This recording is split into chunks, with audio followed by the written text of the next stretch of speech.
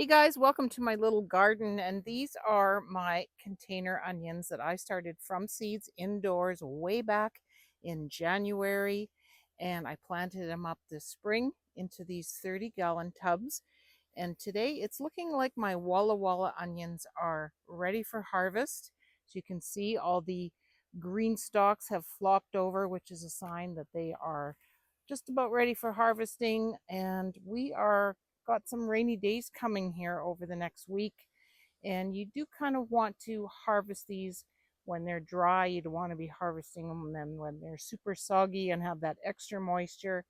So I'm just going to show you how I harvest my Walla Walla onions, how I store them to cure them and get them ready for long-term storage. So as I mentioned, one of the signs that you look for that tells you that your onions are probably ready to be harvested is that the stalks start to soften and flop over near the base here.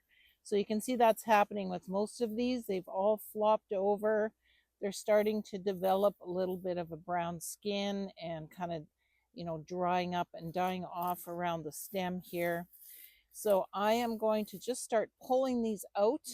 Some of them aren't as big as I'd hoped. I think I may have planted them a little bit too close together, but some of them have balled up really nice. And these I will be curing and hopefully storing away. And these will last me, well into the winter. So when you pull it, you just want to be careful not to, rip the stalk off. You don't want this to be cut off right now until it's cured. So I'm just going to grab and gently pull it out. And there is my first onion harvest of the season. So I can just keep pulling these out. It's been a couple days since we had rain, so the soil isn't too moist, which is good. But I'm going to focus on these big ones first. Again, I said these are Walla Wallas.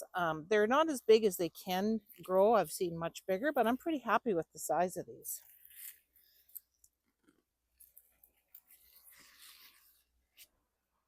So for those first few days after you pick them, you want to just make sure you're laying them out somewhere where they are going to get some good airflow. I have this old mesh wagon, garden wagon, that works perfectly because it's got lots of holes in it. If you have some kind of screen or maybe some baskets, tubs that have, mesh bottom or lots of airflow, those will work as well.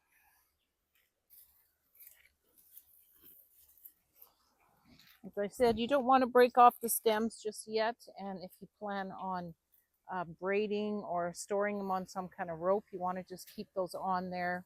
They're still quite wet and moist. I don't want to cut them off right now because I want this to dry and cure some more.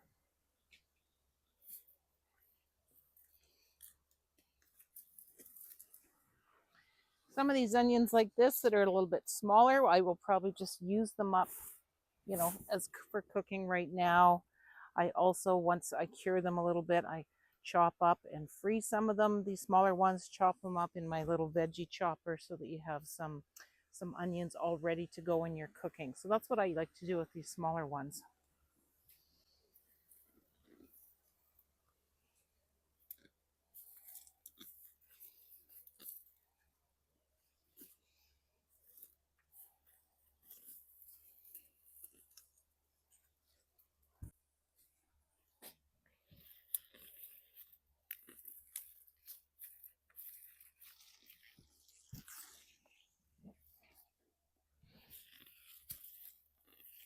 So these come out fairly easy, but again, you just want to make sure that you don't break those stalks when you're pulling them out. I did do that on some of these smaller ones. I was pulling a little too hard, too fast, and I broke the end off of them. So there'll be ones that I probably will need to use up sooner than later because they probably won't cure very well. But they are fairly easy to pull out of the ground. I'm a container gardener, and so onions has been something that has worked really well for me in containers. As you can see, they maybe aren't as big as, I've seen others that grow them in the ground, but I get a pretty good harvest of onions from this method. So in this third tub, I have red onions that I also started from seed and planted here. So you can see the stalks haven't really started to tip over. Some of them have, some of these bigger ones, but some, not all of them have yet. So I'm going to just leave those ones that haven't fully flopped over in here. Maybe I'll pull these couple ones here that are starting to flop over. So that's some of the red onion.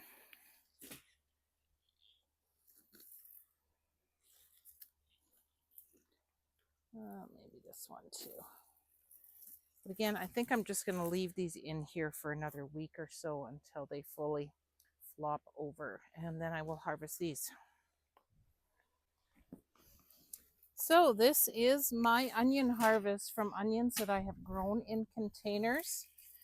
And I want to make sure that they are spread out here. They're going to get lots of airflow. You want to put them, if you're going to keep them outside, keep them in a shady area out of the sun where they're going to get some wind.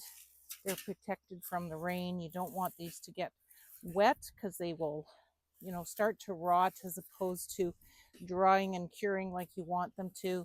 So if you have room in your garden shed, your garage, your barn, somewhere where you can set them out and kind of spread them out as good as you can so that they are getting lots of airflow, that is the best way to cure them.